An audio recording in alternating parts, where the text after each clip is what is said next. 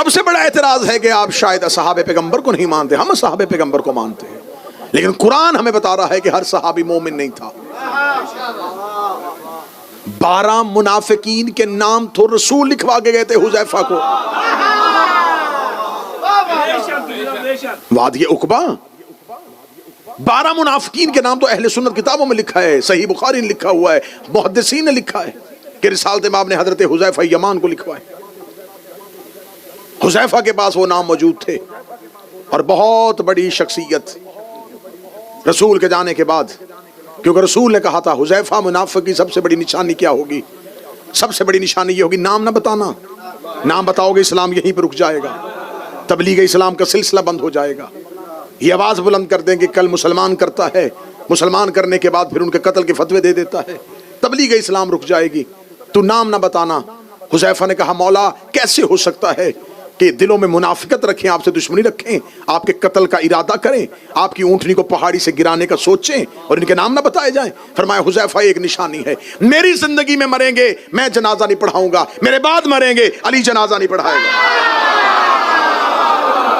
अब हमसे ये ना पूछा करो कि तुम किसे मानते हो किसे नहीं मानते, हमें ये बताया हो कि अली किसके जनाजे में गए थे।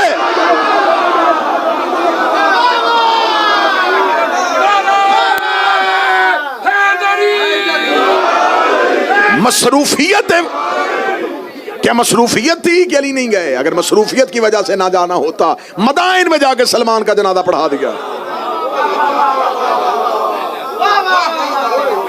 मुनाफिक का जनाजा रसूल ने फरमाया।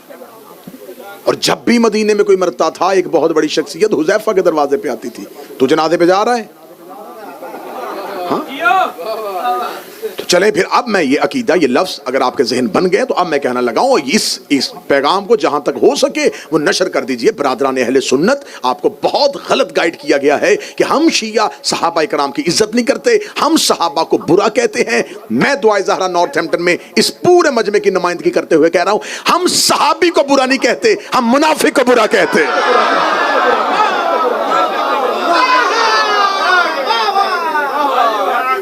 हम सहाबा पैगंबर को मानते हैं लेकिन हम मुनाफिकीन को नहीं मानते।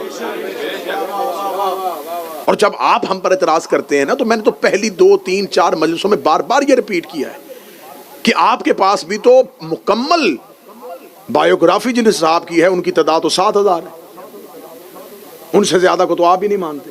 जब आप हम पर एतराज करते हैं ना कि शिया सहाबा को नहीं मानते, मैं खुल के बात कर लेता हूं, बंदे खुल के बात नहीं करते।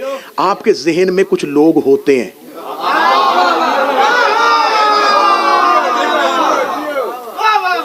कुछ लोगों को आप जहन में रख के तो आप ना सहाबा का नाम ना गलत इस्तेमाल करें, बाकी सब लोगों को तो ना गलत करें, आप नाम लेके बताया करें कि आप इन्हें क्यों नहीं मानते। अकीदे में खुल के आए ना कि आप चंद नाम जहन में रख के कहते जी आप सहाबा को क्यों नहीं मानते, और फिर हम भी ऐसे ही जवाब देते हैं, हम भी उन्हीं को जहन में रख के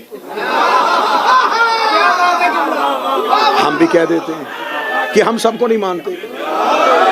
तो ये खत्म फासले तब होंगे जब थोड़ा थोड़ा मसलहत का पर्दा दरमियान से हट जाएगा।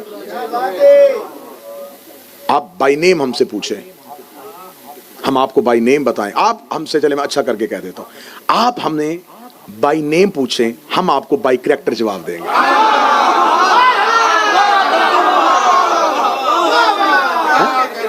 आप हमें बाय नेम बताएं कि आप कहें जी आप इनको क्यों नहीं मानते, हम फौरन किताबों से कैरेक्टर पढ़ेंगे, उस पढ़ने के बाद आपको कहेंगे जी ये किरदार है। हम शख्सियत परस्ती नहीं करते, हम किरदार की इज्जत करते हैं।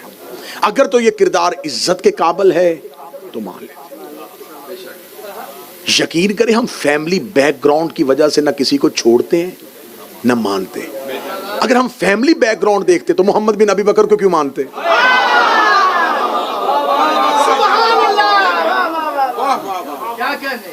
शिया मरता मर जाता है लेकिन यजीद के लिए इतना सा भी नरम गोशा नहीं रखता। उसके बेटे ने सिर्फ आके अपने बाप के तख्त को ठोकर मारी है, कैरेक्टर आया सामने, हमने किरदार कबूल कर लिया। क्या मसलहत थी, क्यों किया था, हमने कहा नहीं ये जुमला काबिल कबूल है, बेशक यजीद का बेटा है। تو ہمارے ہاں نہیں دیکھا جاتا کہ کون کس کا باپ ہے کس کا بیٹا ہے، ہم یہ دیکھتے ہیں کہ اس کی اہل بیت سے اور رسول کے گھر سے محبت کیا ہے۔ تو اگر ہمارا یہ معیار غلط ہے، آپ یہ سمجھتے ہیں کہ نہیں ہم اندھی تقلید کریں، ہر کسی کو ماننا شروع کر دیں، تو یہ ہم سے نہیں ہو سکتا۔ اب ہم آپ کو بتاتے ہیں کہ اصحاب پیغمبر میں سے دیکھیں، یہ جو اتنا بڑا واقعہ رونما ہو گیا ہے، 10 دن سے ہم رو رہے ہیں، 10 دن سے ہم سڑکوں پہ ہیں، پوری دنیا کا ہر شیعہ ان 10 دنوں میں سیاہ لباس پہن کے احتجاج کر رہا ہے۔ یہ احتجاج کس چیز کا ہے؟ امام حسین کی شہادت کا، کہ 61 ہجری کو 10 محرم کو عراق کے صحرا میں نبی کے خاندان کا ایک قتل ہوا ہے۔ ہم آج تک سڑکوں پہ اس لیے پھر رہے ہیں، احتجاج اس لیے کر رہے ہیں کہ اس قتل کے حقیقی قاتل گرفتار نہیں ہوئے۔ میں بڑی اہم گفتگو آپ سے کرنا چاہوں گا کیونکہ شب عاشور ہے، تو میں چاہتا ہوں کہ پیغام پورے کا پورا نشر ہو جائے۔ ہم یہ چاہتے ہیں کہ قتل حسین پر انصاف ہو۔ مسلمان اگر اپنے دامن سے قتل حسین کا دھبا ختم کرنا چاہتے ہیں تو ان مجرموں کی عزت کرنا چھوڑ دیں جو بلا واسطہ یا بالواسطہ قتل حسین میں شریک ہے۔ قتل حسین میں اکیلا یزید شریک نہیں ہے، قتل حسین میں یزید صرف آلہ کار ہے۔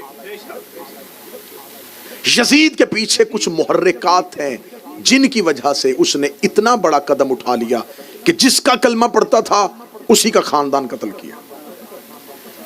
اور یہ واقعہ کوئی 200 سال بعد بھی نہیں ہوا، نبی کے جانے کے 50 سال بعد۔ اس دور میں اگر جا کے دیکھیں تو اس دور میں لوگوں کی جو ایوریج ایج ہے وہ 100 سال سے اوپر ہوتی تھی۔ امام حسین علیہ السلام کے اصحاب میں سے 90-91 سال کے صحاب تو حسین کے ساتھ لڑ رہے تھے، امام حسین کے لشکر میں شامل تھے۔ تو اس کا مطلب ہے کہ 100+ لوگ آسانی سے جی لیتے تھے۔ اور یہ واقعہ کربلا کب ہوا؟ رسول کی شہادت سے 50 سال بعد۔ اس کا مطلب ہے کہ وہ لوگ زندہ تھے جنہوں نے اپنی آنکھوں سے نبی کو دیکھا تھا، وہ رسول زندہ تھے جنہوں نے اپنی آنکھوں سے نبی کی گود میں حسین دیکھا۔ ان لوگوں نے اس قتل میں کیا کردار ادا کیا؟ وہ واقعہ کربلا میں کہاں تھے؟ کیونکہ مسلم امہ 2 حصوں میں تقسیم ہو چکی تھی۔ ایک وہ تھے جو یزید کی حکومت اور یزید کی مملکت کو اسلامی حکومت سمجھ رہے تھے، اور یہ لوگ کون سے تھے؟ نبی کے دور کے لوگ تھے۔ میرا اہل سنت بھائی بہت آسانی سے بات تک پہنچ سکتے ہیں، اگر یہ قتل حسین میں شریک نہیں تھے تو انہیں انصار حسین میں ہونا چاہیے تھا۔ اب میں یہ بھی نہیں کہوں گا کہ سب غلط ہو گئے تھے، 3 حصوں میں تقسیم ہو چکی تھی امت۔ ایک وہ تھے جو کھل کے یزید کا ساتھ دے رہے تھے، ایک وہ تھے جو کھل کے حسین کا ساتھ دے رہے تھے، درمیان میں ایک ایسا گروہ تھا، ایک ایسی کثیر تعداد تھی جو وقتی طور پہ فیصلہ نہیں کر پائی کہ اب ہمیں کیا کرنا چاہیے۔ ان میں سے بہت سو نے بعد میں کسی نہ کسی طریقے سے نصرت امام کرنے کے لیے ہر ممکن کوشش کی، جنہوں نے بعد میں کوشش کی وہ نام بھی تاریخوں میں لکھے ہوئے۔ اب یہاں پر آ کے کہا جاتا ہے کہ صرف یزید جو تھا وہ قتل امام حسین علیہ السلام میں شریک تھا، نہیں، ہم شیعوں کے لیے کوئی معمولی قتل نہیں ہے، ہمارے امام کا قتل ہے۔ ہم اس کی مکمل انویسٹیگیشن چاہتے ہیں۔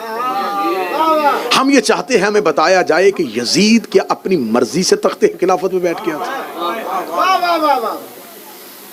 آخر اسے بیعت ہوئی تو وہ خلیفہ بنا، تو وہ بیعت کیوں ہوئی، کنہوں نے کی، کس نے کروائی، وہ سارے محرکات کیا تھے؟ نہیں جی، وہ یزید کو اس کا باپ جو ہے اسے نامزد کر دیا تھا۔ تو اس کا مطلب ہے کہ قتل حسین میں انویسٹیگیشن اگر آگے بڑھے گی تو صرف یزید شریک نہیں، وہ بھی شریک ہے جس نے یزید کی حکومت کا رستہ ہموار کیا۔ اب اگر یزید قتل حسین میں اکیلا شریک نہیں ہے، اس کی حکومت سازی کرنے کے لیے، اس کو حاکم بنانے کے لیے جو بھی شریک تھا، وہ چاہے اس کا باپ تھا، وہ اس قتل کے اندر آ گیا۔ اب یہاں پر آ کے پھر تحقیق نہیں رکے گی، تحقیق پھر اس کے آگے جائے گی۔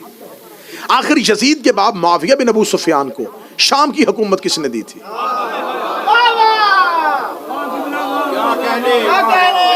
اگر آپ سراغ لگانا چاہیں تو پھر سراغ تو لگ سکتا ہے.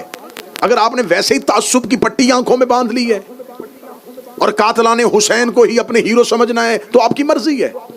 ورنہ ہم شیعہ کٹ رہے ہیں، مر رہے ہیں، لیکن آپ کو حق پہنچا رہے ہیں کہ خدا را اپنے دماغ، اپنے ذہن، اپنی عقلوں کو روشن کرو.